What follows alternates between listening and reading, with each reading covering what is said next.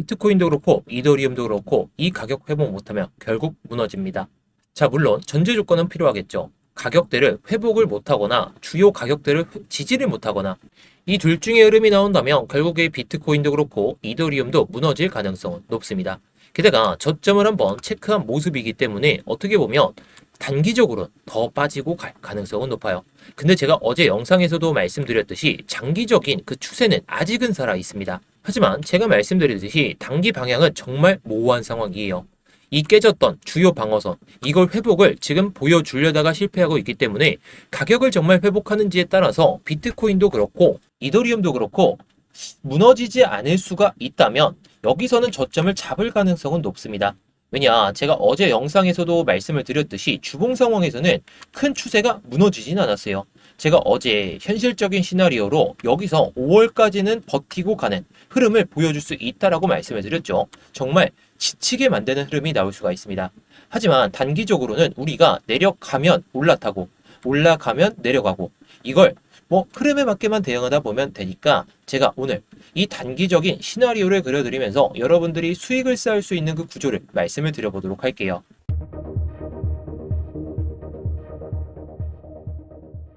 네, 안녕하세요. 10년차 코인 트레이더 임우혁입니다. 변동성이 너무나도 심한 시장이다 보니까 걱정이 많으실 것 같습니다. 자, 걱정하지 마시라고 제가 노하우들 다 풀어드릴게요. 자, 대신에 제가 이 노하우들을 좀 알려드리는 값은 여러분들께 좋아요 하나로만 받을 테니까 본격적인 영상 시청 전에 좋아요 한 번씩 눌러주시고 이따가 도움이 안 되셨다면 그때 취소하셔도 좋겠습니다. 자, 일단 제가 어제 영상을 통해서 핵심 방어선을 말씀해 드렸죠. 이더리움은 2890달러, 비트코인은 88.3K. 이거 못 넘어섰어요. 못 넘어선 게 아니라 회복을, 지지를 못 보여주고 있습니다.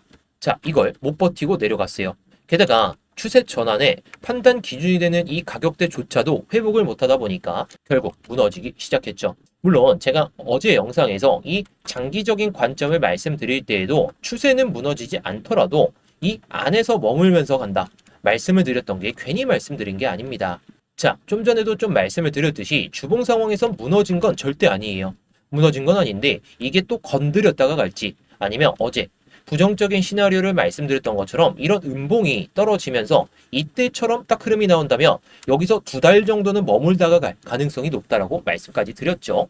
물론 이 흐름이 정말 나온다면 제가 다음 영상에서 또 말씀을 드리겠지만 제가 오늘 말씀드리고 싶은 건 시장에서 트레이더들이 지금 어떤 상황에서 포지션을 들고 있는가 이걸 체크하면서 우리가 대응을 어떻게 하면 될지 그걸 좀 말씀을 드려보고 싶어요. 자, 제가 VAL, VAH 이런 것들을 통해서 볼륨 TPO와 바이셀 볼륨을 통해서 관점들을 좀 많이 말씀을 드리고 있죠. 그래서 이걸 기준으로 해서 현재 왜 버티다가 내려왔는지 그리고 나서 이게 버텼는데도 급락이 나오고 그 다음에 현재 상황에서 어떤 구조적인 상황을 보여주고 앞으로 어떤 흐름을 보여줄지 그런 것들을 말씀을 드려볼까 합니다. 자, 물론 이런 지표들 매매를 통해서 우리가 확인할 수 있는 자리들도 분명히 존재합니다. 그래서 제가 오늘 아침에 구독자분들께 이 지표를 토대로 타점이 나와서 여러분들께 말씀을 드렸죠. 자, 이 보조지표가 100% 타점은 아닐 수가 있습니다. 근데 사람들이 합의된 가격, 이걸 좀 합의된 가격이라고 좀 부르는데 합의된 가격 밑으로 내려오면 결국에 저렴해졌구나 이런 생각을 하다 보니까 결국에 기술적 반등이 좀 크게 나왔어요. 이건 이더리움 차트지만 제가 비트코인을 말씀해 드렸던 그 이유도 이런 지표를 통해서 말씀해 드렸다는 거. 자, 그래서 이 스터디룸에서 제가 영상에서 말씀드리는 내용 이외에도 좀 세부적인 디테일들을 좀 잡아드리다 보니까 구독자분들의 만족감이 상당히 크신 것 같습니다. 물론 만족 못하시는 분들도 계실 수는 있겠지만 이 스터디룸 구독자분들이라면 누구나 들어오실 수가 있고요. 이따가 입장 방법 말씀드릴 테니까 지금은 구독만 눌러주시고 이따가 입장 방법 알아두신 다음에 입장하셔서 1월달에 정말 좋은 수익으로 마감하셨으면 좋겠습니다. 자, 그럼 23일과 24일의 흐름을 살펴보고 현재의 흐름을 살펴보도록 할게요. 자, 지금 23일과 24일 이더리움은 버텼다라고 표현할 수도 있지만 다른 기준으로 봤을 땐 그냥 눌린 상태였어요. 왜냐? 결과론적으로는 더 빠졌기 때문에. 그래서 이 구간에 볼륨 TPO를 보면 위에서 계속 막혀 있었죠. 이걸 돌파를 하더라도 결국 밀리고 그 다음에 여기서도 가격은 갇혀 있었지만 돌파를 못하고 밀리는 모습을 보여주다 보니까 25일에 이런 흐름이 나왔다는 거죠. 이 구간에 볼륨 TPO, 즉 거래는 있긴 했지만 위에서 받쳐주는 힘은 없었고 가격은 POC 아래에서 계속해서 유지가 됐던 상황. 이때 바이셀 체결 볼륨도 보시면 매수보다는 매도가 조금씩 많아지면서 이게 가격대가 유지가 됐던 걸 볼 수가 있죠. 초록이 튀어도 지속이 안 되다 보니까 사는 쪽이 주도권을 못 잡았다는 의미예요. 그렇다는 건 매도가 주도권, 이 파는 사람들이 주도권을 잡는 순간부터는 이렇게 급락이 연출될 수 있다는 거. 이 구간에서 이더리움이 가격대가 잘 버티니까 괜찮다? 이 판단이 가장 많이 틀리는 그 이유 중에 하나라는 거죠. 다음에 25일의 흐름을 딱 살펴보게 되면 뭐 비트코인도 그렇지만 이더리움도 많이 무너지기 시작했죠. 자, 이때 볼륨 TPO, VAL 가격 밑에까지 빠지게 됩니다. 뭐 물론 반등이 시원하게 나오긴 했지만 이때 체결 볼륨을 보시게 되면 매도가 매수보다 상당히 많아졌던 걸 볼 수가 있어요. 결국에 공격적인 매도가 나왔다라는 것인데 이건 단순 조정이 아니라 상대적 약세 확인 구간입니다. 같은 시장인데 어떤 자산이 먼저 무너지기 시작하면 그 자산은 반등에서도 약하죠. 물론 지금은 반등이 꽤 세게 나온 건 맞지만 그 힘이 유지가 되지 않고 있습니다. 지금 이더리움의 이 반등은 회복이 아니라 정리에 가까워요. 그 이유를 설명드리면 이 구간에서 들어왔던 사람들, 이때 내가 탈출하려면 여기서 추가 매수를 좀 해야겠구나. 그런 사람들이 평균 단가를 낮춘 다음에 지금 구간에서 탈출을 하고 있다고 보시면 돼요. 그 명확한 근거는 이 POC 가격, 이전 볼륨에서 확인을 할 수가 있죠. 이런 구간에서 POC가 딱 형성이 됐는데 이 구간들을 지지 라인대로 형성을 딱 생각하고 들어갔다가 결국에 밀리니까 이제 올라타면서 이 구간에서 들어갔던 사람들 정리도 할 수도 있고 추가 매수한 사람들 여기서 이제 좀 꺾이겠구나 하고 던지는 사람도 있을 수도 있고요. 그래서 지금 파란 볼륨, 이 박스가 새롭게 형성됐는데 아래 체결 볼륨을 보면 매수 체결이 폭발하지 않고 있죠. 반등은 나왔죠. 근데 거래량은 제한적이에요. 위에서 계속해서 매도 물량이 나왔다는 것인데 이제 이 구간에서 이제 바닥이다? 근데 이걸 데이터로 봤을 땐 그건 아니라는 거죠. 하지만 좀 긍정적인 건 이 하락에 이번에 거래량이 제법 많이 실렸습니다. 게다가 이전과는 다르게 중간에 반등이 나오고 가격대가 유지가 될 때 거래량이 많이 나오죠. 물론 이 가격대에서 탈출하려는 사람들이 계속해서 매도 물량이 나오는 것도 맞지만 여기서 가격대를 버텨주는 상대적으로 저렴한 가격에 위치해 있다 보니까 지금 이렇게 거래량은 조금씩 늘어나고 있다는 거. 그래서 이런 것들은 좀 긍정적으로 받아들일 수가 있지 않을까 이렇게 보고 있는데 그렇다면 앞으로의 시나리오를 우리가 어떻게 잡아야 될까요? 자, 먼저 가장 유력한 이 첫 번째 시나리오. 현재 볼륨 박스의 밸류가 낮아졌죠. 그럼 이 안에서 머무는 게 최소 이틀에서 3일 정도는 유지가 돼야 올라오면 매도할 사람 생기고 내려가면 매수할 사람 생기고 이게 반복이 되면서 유지가 돼야 어느 정도 매수세가 받쳐질 수 있는 시장이에요. 대신에 반등이 나와도 꺾이겠죠. 내려가더라도 올라올 텐데 체결 주도권이 없어서 그래요. 그렇다면 우리가 현물을 투자하기에는 아직은 성급한 상황이라는 거죠. 대신에 이 가격대, 이전에 형성되었던 POC 가격 2,939달러인데 이 이상으로 올라오면 그때부터는 오히려 현물을 투자하긴 좋아요. 근데 여기선 제가 영상 초반에도 말씀드렸듯이 시간적인 여유가 없다면 지금 담기에는 조금은 아쉬운 상황이라는 거. 그래서 지금은 주도권이 없기 때문에 이게 올라서더라도 밀리기 시작합니다. 게다가 지금 매수 체결이 주도를 못 잡고 있죠. 이 구간에서 매수 체결이 주도는 잡았지만 결국에 지금은 내려오면서 살짝 매수 체결이 약해졌었고 올라오더라도 매수 체결이 막 폭발적인 건 아니에요. 그냥 매도가 덜 나와서 그렇지. 그래서 이게 박스한 약한 행보를 보일 때 매도보다는 매수 체결이 조금씩 많은 그런 상황이 유지가 되는 게 상당히 긍정적입니다. 뭐 그런 흐름이 안 나온다면 긍정적이다라고 보기는 어렵겠지만 이 박스 안에서 최소 이틀에서 3일 정도 이 정도가 유지가 돼야 이 1번 시나리오 이후에 2번 시나리오가 나올 수는 있어요. 2번 시나리오는 여기서 곧바로 올라가는 건 맞지만 결국에 긍정적인 시나리오긴 합니다. 그래서 지금은 현물은 정말 관망하시는 게 좋다라고 생각은 들어요. 시간적인 여유가 없다면. 근데 선물은 올라가면 숏을 치고 내려가면 롱을 치고 이걸 반복하셔도 되는 시장이다라고 보시면 되겠습니다. 자, 그리고 두 번째 시나리오. 이건 상단 돌파. 제가 첫 번째 시나리오에서 마지막에 좀 말씀을 드렸죠. 이게 상방 돌파를 보여주면서 최소한 이 POC 가격, 이전에 거래가 쌓였던 2,934달러와 2,939달러 이 정도 가격대를 넘는 양봉이 하나 나와야 돼요. 지금은 시장에서 합의된 고점 가격을 한번 넘어섰죠. 게다가 이 가격대까지 도달했기 때문에 적어도 여기까지는 올라와 줘야 가격이 반등을 보여줄 수 있는, 그 다음에 상승을 보여줄 수 있는 그런 발판을 마련할 수가 있습니다. 왜냐면 이 구간에서의 물렸던 물량들이 한 번에 안 나오겠죠. 올렸다가 빼고 올렸다가 빼고 그러다가 이렇게 올리다 보니까 우리가 생각해야 될 건, 여기서 파란 박스가 POC 가격이 여기서 형성이 됐으니까 이 가격대를 넘고 나서 그 다음에 눌리고 나서 돌파하고 다시 눌리는 그런 시점에 들어가도 늦지는 않을 것 같아요. 대신에 물량이 언제나 나올 수 있다는 그런 걸 염두에 두고 봐야 되겠죠. 왜냐? 시장이 빠졌다가 올라왔기 때문에. 지금 이 흐름과 동일해요. 어떻게 보면 이 구간도 사람들이 많이 샀겠죠. 산 사람도 있는데 올라오면 본전을 정리하자는 그런 심리가, 반응이 좀 나올 수 있다 보니까 어느 정도의 눌림은 생각하면서 봐야 됩니다. 그래서 지금 초록 체결이 어느 정도 위로 쌓이면서 매도 체결은 솔직히 좀 안 나와야 돼요. 이런 흐름이 안 나오고 올라가는데도 불구하고 매수 체결이 이 정도, 매도 체결도 이 정도, 그러면 결국에 못 올라섭니다. 그래서 결국 이런 흐름이 올라가는데도 불구하고 계속해서 이런 흐름이 이어진다면 결국에 눌릴 수도 있다 보니까 상방 돌파의 기준은 가격적인 측면을 보기보다는 매수 체결이 우위에 있는지 이걸 체크하시는 게 상당히 중요하겠고요. 자, 마지막 시나리오. 이거는 상당히 좀 부정적인 시나리오입니다. 제가 어제 장기 채널에서도 말씀을 드렸지만 부정적인 시나리오가 확률상으로는 가장 낮아요. 그런데 이게 박스가 지금 밸류가 낮아졌죠. 고점에 대한 건 낮아졌고 저점은 높아지긴 했지만 POC 가격이 너무나도 낮아졌어요. 사람들이 합의된 중간 가격이 지금 이 정도 가격인데 이 정도 가격 위에서 유지가 되더라도 이탈되기 시작하면 한 번 더 밀리고 갈 수가 있어요. 자, 그렇다면 하단 밸류 볼륨, 이 구간 있죠. 이 구간에 대한 지지를 체크하고 아니면 저점을 체크하고 올라설 수 있다는 거. 물론 이런 구간들은 쌍바닥을 찍고 갈 수는 있는데 여기서 밀리기 시작하면 결국에 시장에서 합의된 가격이 밀리기 시작하겠죠.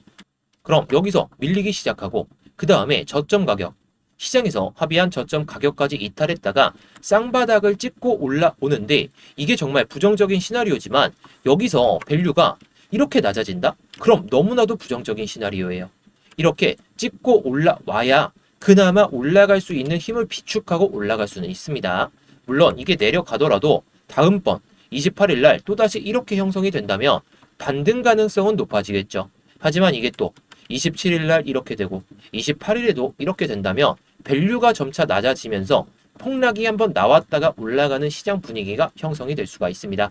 그래서 만약에 이 POC 가격, 지금 봤을 때는 2,865달러죠. 이 가격대를 못 버틴다면, 그리고 시장에서 합의된 가격 이것도 이탈되는 음봉이 나온다면, 근데 또 올라가더라도 내려온다면 그때부터는 숏관점으로 보고 단타 정도로 치시는 게 좋을 것 같아요. 언제 또 이렇게 올라올지 모릅니다.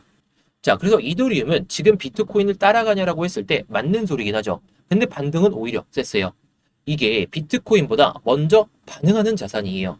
그런데 반등이 나왔다고 안심할 구간은 아니기 때문에 가격 말고 이런 체결 강도, 매수가 우위에 있는지, 그리고 매도가 왜 우위에 있는지 그런 것들을 보셔야 됩니다.